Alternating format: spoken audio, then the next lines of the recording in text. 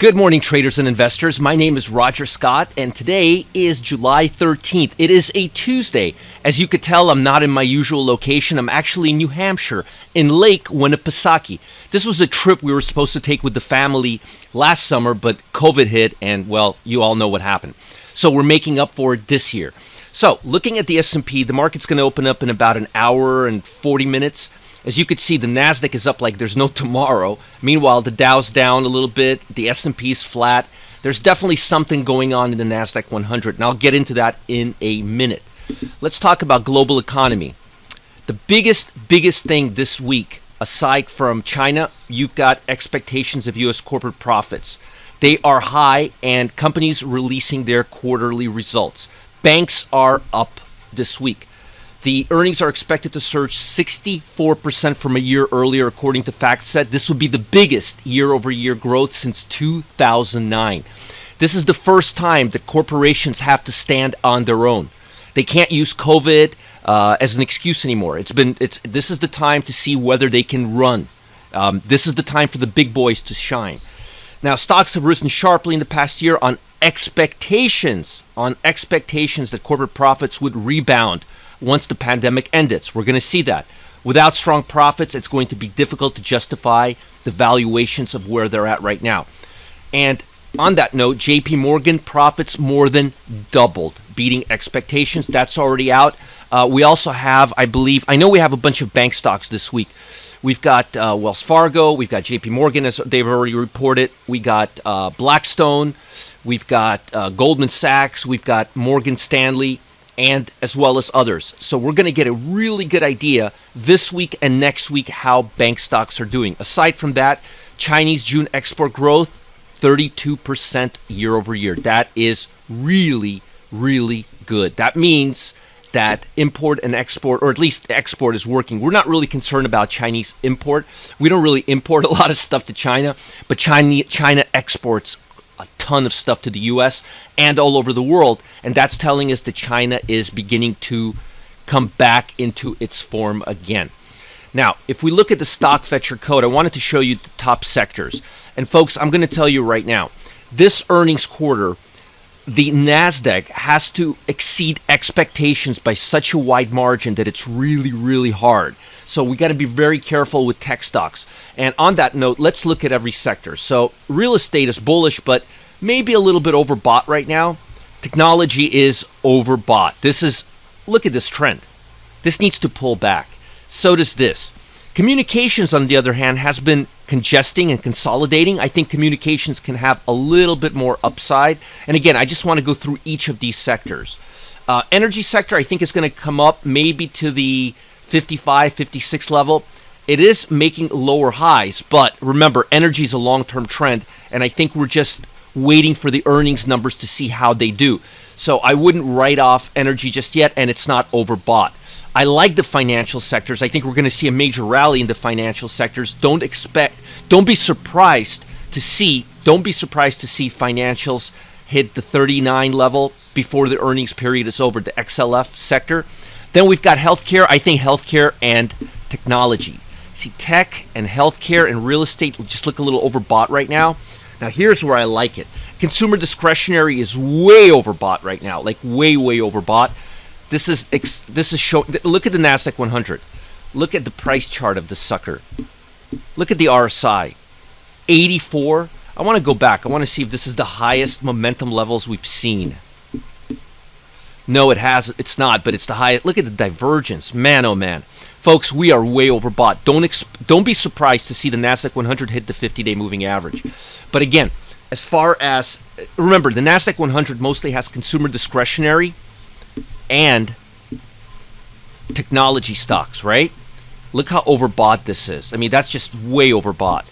And look at consumer discretionary, way overbought. But look at industrial. Look at this thing, just breaking a little higher. I think industrial is going to have a beautiful run-up. I think basic materials is going to have a beautiful run-up.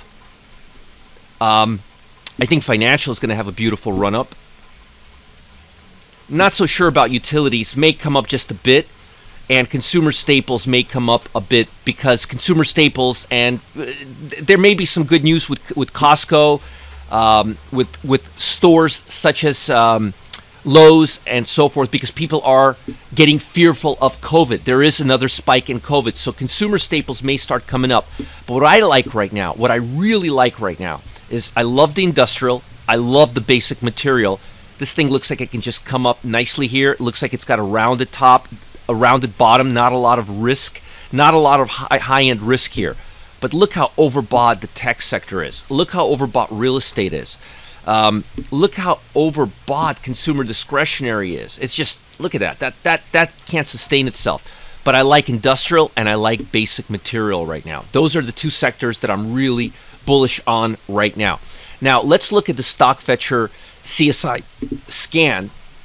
Now, we're looking at the S&P 500. I wanted you guys to see which stocks are really moving in the S&P 500. Remember L Brands? How long have I been talking about L Brands? Let's go back 6 months. Let's see if L Brands was on there. Ah, it got stuck. I hate when it gets stuck. Let me go to my filters. Hopefully it'll get unstuck.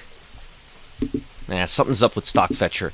So let's look at the Nasdaq for now. We'll come back to the S&P. Look at the Nasdaq. This is the Nasdaq 100.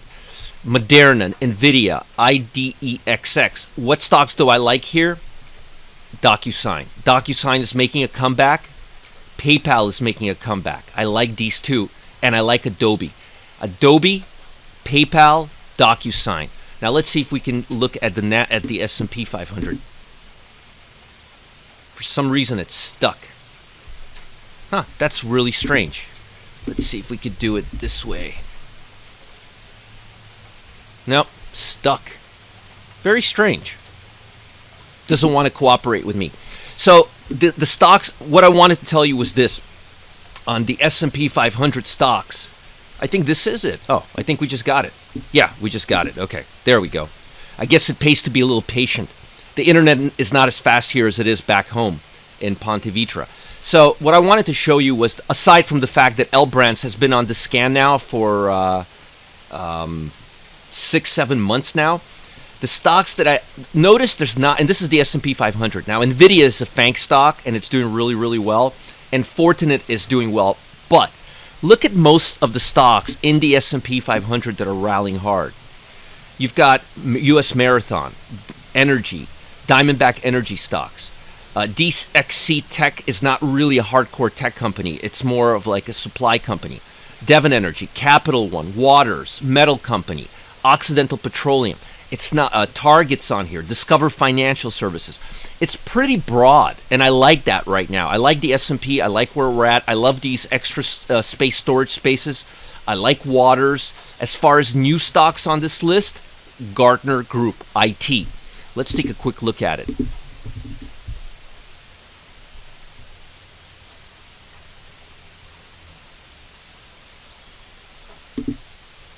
Oh, look at this beautiful trend.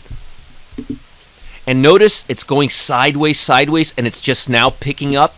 Now, if you look at the profile of this stock, you will see it's information technology. And remember what I said about information technology, communication services, that's info technology? It's not looking its bad, it's consolidating, whereas technology is just stretched out. And consumer discretionary stretched out. But I like information tech right now. The stock had a 115% return. It's a Russell 1000 stock. It's got a market cap of $22 billion, so it's not a small company, but it's not a huge company. But overall, this stock is new on my scan. And you guys know when something pulls up on my scan, like L Brands, this thing's been on for like 6-7 months in the top 5. I'm not kidding. So has Nucor, so has Waters, so has Capital One, so has DXC. FANG has been on here for probably 4 or 5 months, and so has MRO. So when they get up here, they tend to be very, very sticky. Now, I know we've got earnings on the table right now. We've got financials. Don't be a hero.